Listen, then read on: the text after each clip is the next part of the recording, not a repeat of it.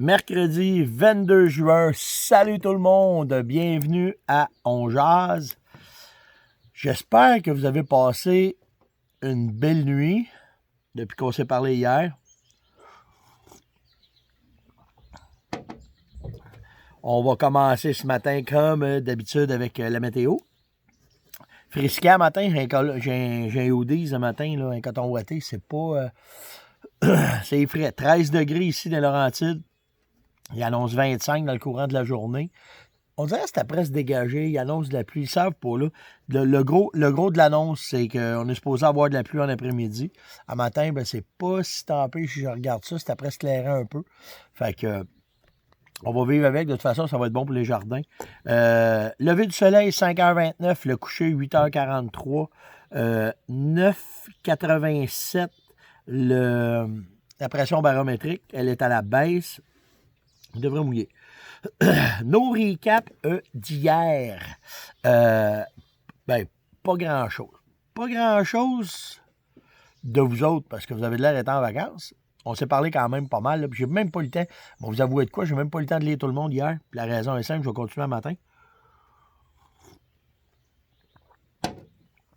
Et hier, ça a été un petit peu l'état d'urgence ici, parce que la blonde à un de mes fils, la blonde à Yann, Mia, elle a un cheval, puis son cheval, ça marche plus où ce qui est à la pension, où ce qui est là.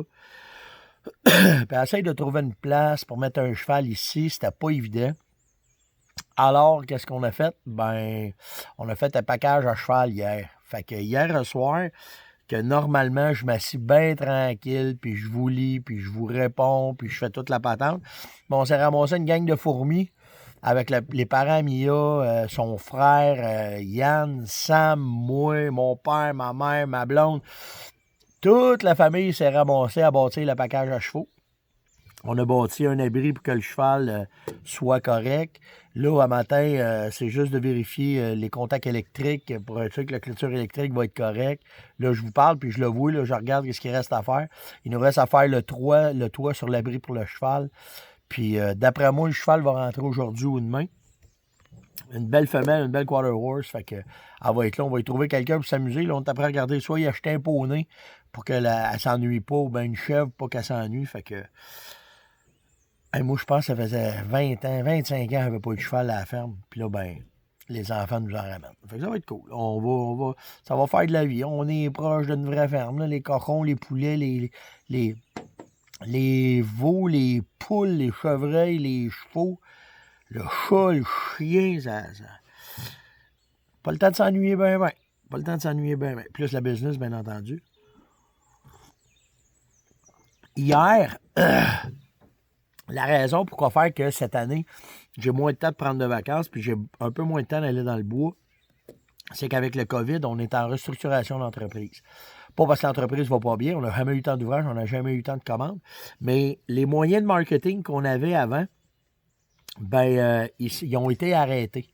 Fait que le moyen qu'on avait de vous parler, de vous donner de l'information sur la chasse, la pêche, puis toute la patente, ça a été arrêté. Alors, il a fallu se renouveler pour être certain que le message passe, puis ça se rende à vous autres.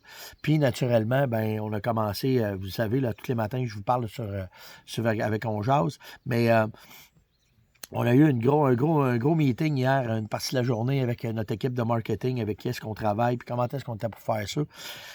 J'ai hâte que les vacances finissent. Tu sais, on a des passions dans la vie. Tu sais, la chasse, ça en est une vraie, la pêche aussi, mais la business qu'on a, vu que c'est une business de passion, tabarouette que j'ai hâte que les vacances finissent pour être capable de vous parler de ça, puis de vous dire qu'est-ce qu'on veut faire, puis qu'est-ce qu'on va mettre en promotion, puis qu'est-ce qu'on va vous aider, puis c'est vraiment cool. Vraiment, vraiment cool.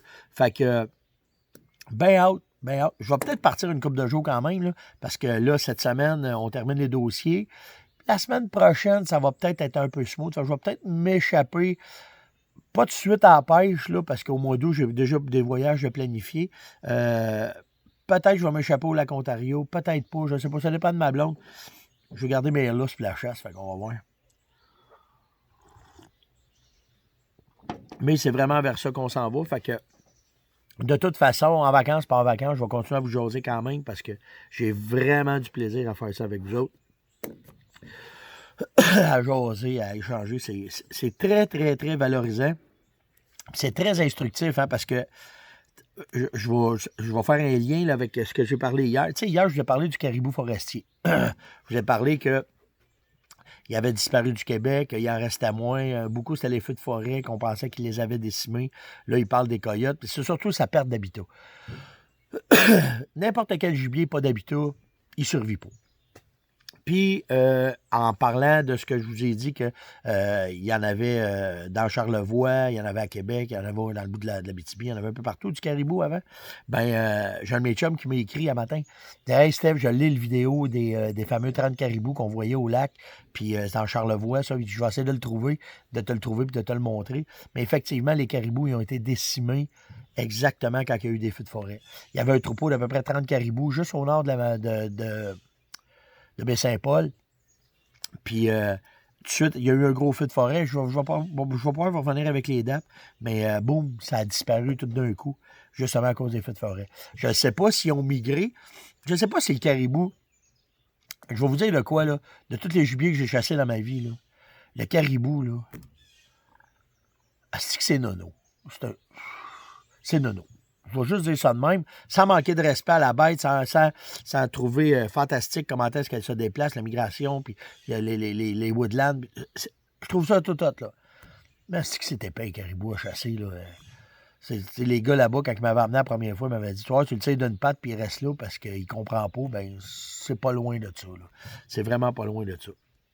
Fait que, puis, ce que je me demande, c'est qu'avec les feux, tu sais, j'ai vécu, tu sais, depuis le temps que je vais en forêt, j'ai vécu beaucoup de feux de forêt, tu sais, des territoires que j'allais, que le feu a pris dedans, puis tout le kit. Puis, normalement, là, les orignaux, les ours, le chevreuil se tassent. Ils vont laisser passer le feu, puis après ça, ils vont revenir parce qu'ils le savent. Puis, de ce que je vois là présentement, ben, les caribous, ils n'ont pas l'air à faire ça. Ils brûlent, je sais pas comment, qu'est-ce qui leur arrive. Ils sont tellement nonos que. Je sais pas. Je sais vraiment pas qu'est-ce qu'ils font, mais. Puis c'est peut-être ça qui l'amène à sa déchéance parce que. Puis je vais aller dans mon impression personnelle de cet animal-là. La raison pourquoi faire qu'il est un peu nono, c'est que c'est un animal qui est de subsistance. C'est facile à capturer. Dans le Grand Nord, je pense que pourquoi que il a été mis là comme qui est là, ben les Autochtones, c'est facile pour eux autres d'attraper du caribou quand il y en avait beaucoup. C'est pas compliqué. Pour l'avoir chassé, là, c'est pas. Il y en a, là. Ce sera pas long, là, faire ramasser ta viande. Là. Fait que je pense que c'est un peu pour ça que c'est un gibier qui est facile à récolter parce que c'est un gibier qui est facile pour la subsistance.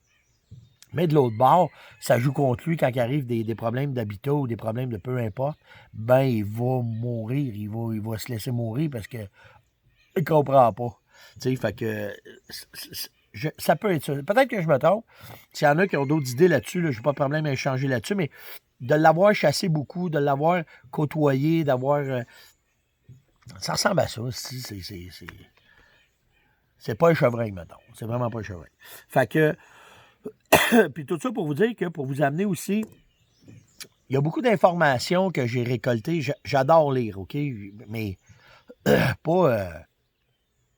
Pas un livre là, d'histoire de romans harlequins, là, pas ça. Mais des livres d'histoire qui ont rapport avec la chasse, la pêche, le plein air, ça, j'aime ça.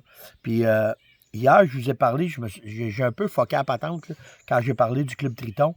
Je n'ai pas dit exactement le vrai mot puis comment c'était, mais il y a un livre qui m'a appris à le connaître beaucoup. C'est Sylvain Gingras qui l'a écrit. C'est le prestigieux Club Triton et Tourilly. Mais dans ce livre-là, on va vous le montrer, là. Ça, c'est un livre à éditeur à compte d'auteur. Ça veut dire que c'est un gars qui l'a écrit par lui-même, qui n'a pas été subventionné, qui a fait les recherches dedans, qui l'a fait relier, puis il est pogné avec des cailles chez eux, puis il a de la misère à les vendre.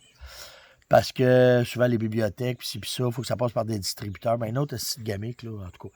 Fait que, mais, Sylvain, je le connais, on s'est rencontrés souvent, c'est un gars de Saint-Raymond, dans la région de Portneuf. Puis, quand il a écrit ce livre-là, ce qu'il y a d'intéressant, c'est qu'il passe par 1001 places, mille et une affaires. Il parle beaucoup des guides, parce que les guides ont été très importants à la Seigneurie du Lac-Triton. Mais, regardez la truite, ces livres. C'était la moyenne des truites qui se prenaient à l'époque dans ces endroits-là. Vous avez une section qui est vraiment couleur, qui a mis des photos couleurs. Il parle de toutes les personnes, les personnalités qui sont allées là. Philippe Yalou, Théodore Roosevelt qui est allé au Triton, je vois Jean-Pierre Ferland. C'est plein de... La qualité de la chasse est encore là au Triton. Puis tu sais, pour avoir été dans des places comme ça, quand tu rentres dans ces places-là, c'est malade qu'est-ce que ça dégage comme information, comme tout. Il y a une section qui est bien le fun. Ouais, c'est ça. Il y a une section qui est faite dedans sur les guides, les trophées du Québec, un peu. Il parle de trophée Québec. Le chevreuil qui est là, ici, celui-là, là, ici, la Valudon, c'est moi qui ai pris la photo, c'est moi qui l'a mesuré, ce chevreuil-là. C'est une maudite belle brique. Je ne sais même pas si c'est encore... Je vous parle de ça matin. Je ne sais même pas si c'est encore disponible. Il parle des records du monde. Il parle de Théodore. Il parle du beau... Ça, c'est hot. Je savais même pas qu'il y avait ça dedans. Quand on a été... il parle des records.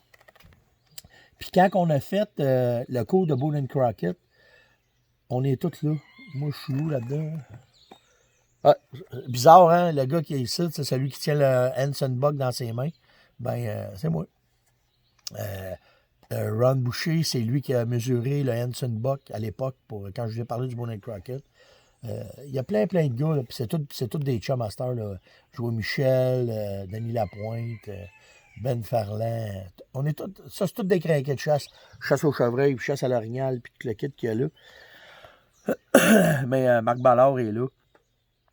Mais tu sais, c'est une belle brique parce que la façon que il a travaillé ça beaucoup sur l'histoire. Il a fait un bout sur les guides, sur qu'est-ce qui se passe au Québec, les systèmes de mesure. Il parle beaucoup de Théodore Roosevelt parce que le président des États-Unis, parce que c'était lui qui est allé souvent au Triton pour ses chasses mémorables à l'Orient. En tout cas, c'est une belle bible d'histoire. Puis souvent, quand je vais vous parler, il y a plein d'affaires que j'ai lues là-dedans, dont l'affaire des caribous. C'est pour ça que je parlais de ça. C'est sur l'affaire des caribous. C'est là-dedans que j'avais pris ça, qu'à l'époque, dans Mauricie, où est-ce qu'il y a le Triton, tout ça, c'était pacté de caribous. Puis, c'est ça. L'histoire, c'est cool. C'est pas mal cool. Ah, tiens, mon gars qui rentre à matin, il doit être l'heure. 7h, 6h, 7h moins quart. Ça en vient travailler ses chevaux. Aller coucher chez sa blonde, hein, couche pas chez pas, c'est sûr. OK, après ça, une petite note, c'est drôle, hier, parce qu'avec le cheval qu'on a monté, on s'est aperçu qu'il y a une pénurie de foin. Pas capable d'acheter de foin au sud. Là, présentement, on l'a trouvé à Val-d'Or. Là, il faut qu'on cherche un matin, là, on va embarquer là-dessus pour trouver du foin pour le cheval à Mia. On va peut-être essayer, je suis pas sûr, Mia, la blonde à mon gars, elle voulait peut-être pas avoir soit un autre cheval avec ce cheval-là ou un poney. On lui a parlé d'une chèvre, elle veut pas ça. Fait qu'il faut qu'on trouve un poney aussi. Fait que, en tout cas, on va s'amuser. Moi, ça s'enligne une fin de semaine de poêle et foin. Hier, j'ai parlé à Robin sur le lac Ontario. Ils sont en vacances. Robin pêche par lui-même. Puis on parlait... la pêche est devenue un peu plus dure parce qu'avec les grands vents qu'il y a eu sur le lac, les gars ont eu un peu de misère, le lac s'est fait brasser. Puis le poisson, il n'est pas à la même place comparativement à la semaine passée, à la pêche de fou qui se faisait au lac Ontario. Puis les gars ont plus de misère, le saumon mord moins bien, mais en tout cas, plein d'affaires. Puis hier soir, on s'est parlé juste avant qu'ils partent pour la pêche. Puis on se disait, il disait, qu'est-ce que tu ferais, toi? Parce que les gars, quand la pêche est dure, les guides montent au large, montent loin, tu sais. Il dit, toi, qu'est-ce que tu ferais? Je dis, écoute, j'ai dit, moi, pour avoir pêché en fin de journée souvent, j'ai dit, reste donc proche, reste donc au bord, reste dans le 60, 40, 80, pêche là-dedans. Parce que, comme n'importe quelle pêche, quand le vent pousse vers le bord de la rive, bien, les poissons fourrage, ils ne sont pas capables de combattre ce vent-là souvent. Fait que ce qui arrive, c'est qu'ils se ramassent vraiment au bord. S'il y a des structures, les petits menins, s'ils fessent ces roches, Ils viennent étourdis. Puis les prédateurs profitent de ça. Ils vont aller là-dedans, puis ils vont épogner. Fait que, tu sais, quand tu pêches, ben, tu vas normalement tu vas faire plus de temps où est-ce que le vent va pousser. Où est-ce que le vent va pousser de la nourriture. Tu vas pêcher dans ces coins-là, parce que les prédateurs sont pas fous. Ils vont se coller là. Fait que les grosses truites, les gros saumons, les brochets, le doré, ils vont tous se coller où est-ce que le vent pousse. Fait que j'ai dit, reviens donc à la base. La pêche est dure, vous n'en pognez pas beaucoup, les gars ont de la misère. On voit ça, je reste donc au bord. Reste au bord, puis pêche au bord. Tu vas voir ce que ça a donné. Ils ont fait leur pêche hier soir. À base. Tout le temps à base. Fait qu'ils ont fait une maudite belle pêche. Ils ont pogné une coupe de gros king. Ils ont pogné de l'île. Ils ont eu de l'action. Pour la fin de la journée, ils ont eu de l'action en masse. Fait que la base. On revient tout le temps à base. C'est ça qui est cool.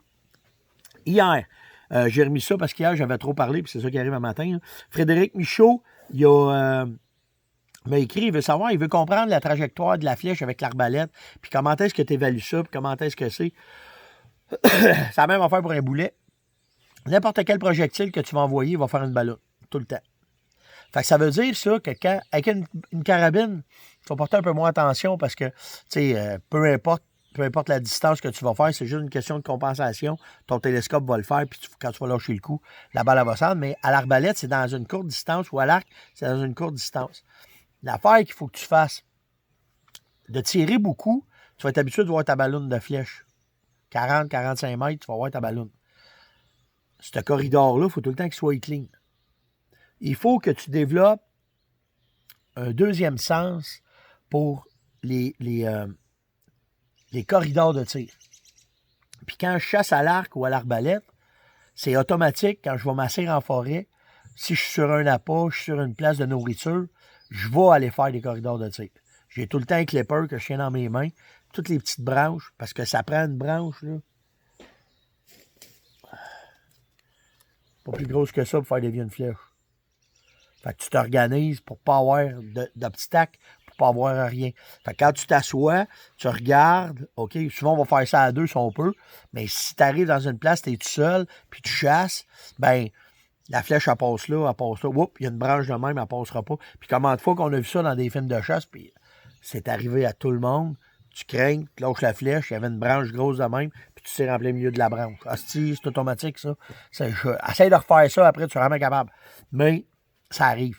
Fait que, tu sais, il faut que tu connaisses très, très bien ta ballonne, on va dire ça, ta courbe de tir, pour être certain que quand tu vas tirer, ben que tu vas bien être certain que tu n'auras pas d'obstacle, parce que la moindre petite affaire, je vous le dis, là, une petite branche qui va toucher à la plume, puis la flèche, elle va...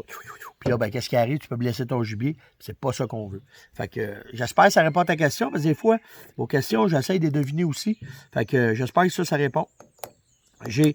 Naturellement, j'ai pas mis le nom aussi. J'ai quelqu'un qui m'a parlé, il veut savoir, Steph, je m'excuse vraiment, là.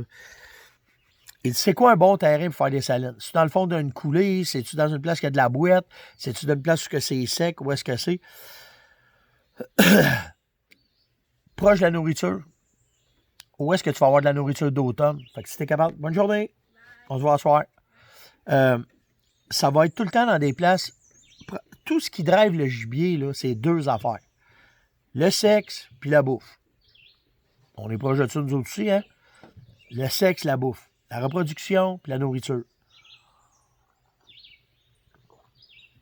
Fait que ce qu'il faut que tu fasses, c'est que tu connaisses assez bien ton territoire pour que, quand tu vas faire tes salines, quand tu vas faire tes aménagements, tu vas les faire d'une place où est-ce qu'à l'automne aussi, ils vont rester là.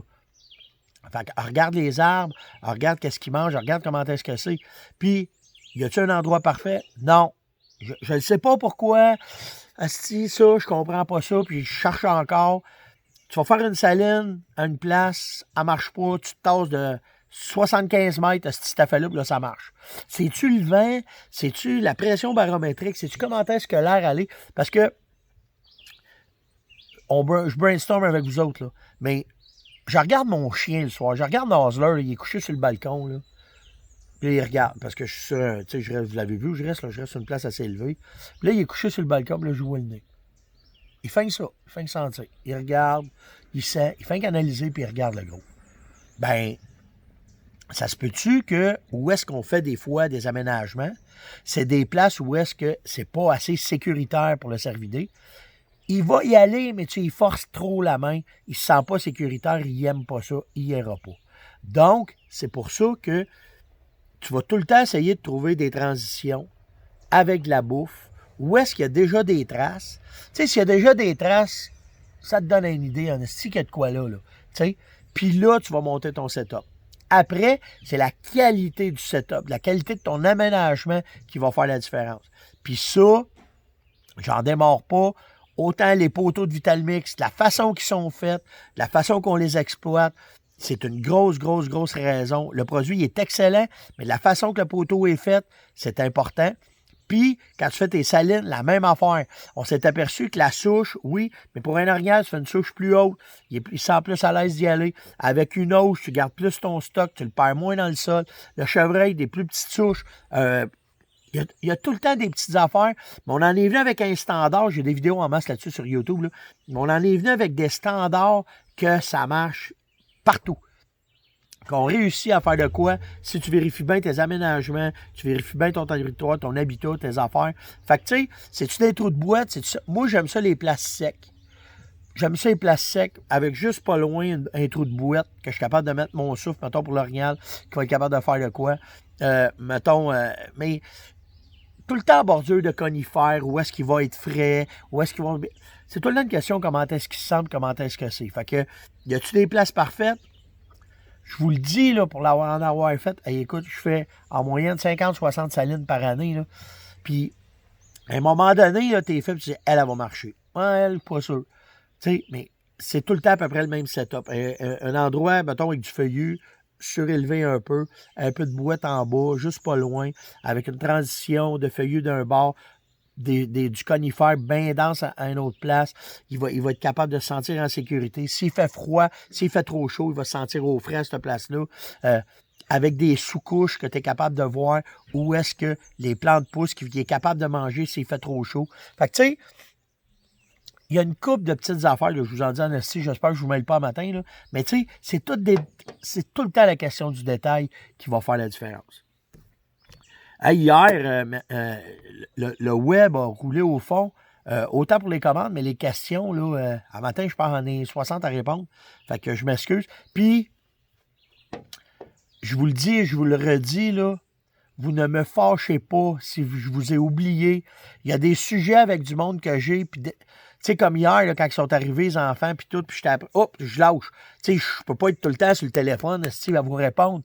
Puis mes chums le savent, des fois, on va avoir, entre le temps que t'écris un texto, là, s'il y a une bombe qui peut tomber, tu sais. Fait que je m'en vais, je fais d'autres choses, puis ça se peut que j'en oublie, ça se peut que j'en perds. J'ai pas la prétention de penser que je suis parfait. Donc, s'il vous plaît, gênez-vous pas. Vous ne me dérangez pas. Si je vous ai oublié dans un texte, dans un sujet qu'on jasait ensemble, dire, il arrive quoi, Steph? Ben, c'est correct. Poliment. Tout le temps poli. Moi aussi, l'arrogance est là. Puis, je m'habitue. Tranquillement, pas vite, je m'habitue. Mais à ce point d'interrogation et de la misère avec ça. Juste, hey, Steph, on avait parlé de ça. As-tu oublié? Ah, Chris, oui, je suis oublié, excuse-moi. Bang, je vais embarquer avec vous autres. Mais 3-4 points d'interrogation, là, ça, c'est la génération de mes gars. Là. Si je trouve ça raide dans le dos, mais je m'habitue. Je m'habitue. Hier, j'ai dit que j'étais un vieux crouton. Il y en a qui ont ri de ça, là, mais je m'habitue. Je fais attention. Mais tout ça pour vous dire que gênez-vous pas. Je vous oublie, revenez me reparler, demandez à mes chums, à mes pros, c'est tout le temps de même. Je fais 100 000 affaires en même temps, puis je pense pour ça qu'on est en vie. Donc, lâchez pas, bonnes vacances de la construction, amusez-vous si vous êtes au camping, prenez un bon café, si vous voulez vraiment du bon café, on va faire ma Magdalena de la vente, là. Asti qui est bon le drop, je vous le dis, là. Je vous le pousse pas dans la gorge. Non, il est bon le café. À matin, là, j'étais sur le corset. D'habitude, je suis tout le temps sur le velouté, mais le corset à matin, il est bon. Tabarouette. Un café de qualité, il n'y a pas d'arrière-goût. Il ne vous laisse rien dans petit goût de fatigant. Là, il ne fait pas ça. Caroline, que c'est bon. Donc, likez, partagez. Merci 1000 fois de venir nous jaser, de venir voir le site, de regarder les produits, de poser des questions. Je tripe vraiment à faire ça avec vous autres. Puis, n'oubliez pas d'inviter du monde. Je commence à le voir, là. Tu sais, je lâchez pas. Hein? Puis hier, j'ai oublié de dire liker, il y en a un peu moins. Fait que je vais être tannant avec ça, mais c'est notre drive, c'est notre gaz. Il y a des matins, si ça me tente pas. Je vous le dis, là, quand je viens vous parler après ça, là, je trippe. Parce qu'après ça, je pense, ah oui, dans la journée, ça va être cool, on va jaser. Puis, parce que, tu sais, j'aime ça. Mais il y a des petits matins, là. Tu sais, que t'as une crotte sur le bord de l'œil ou ben tes fesses bien collées sur ta blonde, là. Ah, je vais me lever, je vais aller faire mon live. Fait que c'est notre gaz. Likez, partagez, invitez des gens à venir écouter l'émission. C'est vraiment sharp qu'est-ce qui se passe là. On vit de quoi de cool vraiment. Puis je suis bien, bien content de faire ça avec vous autres. Fait que on se parle demain. Ciao!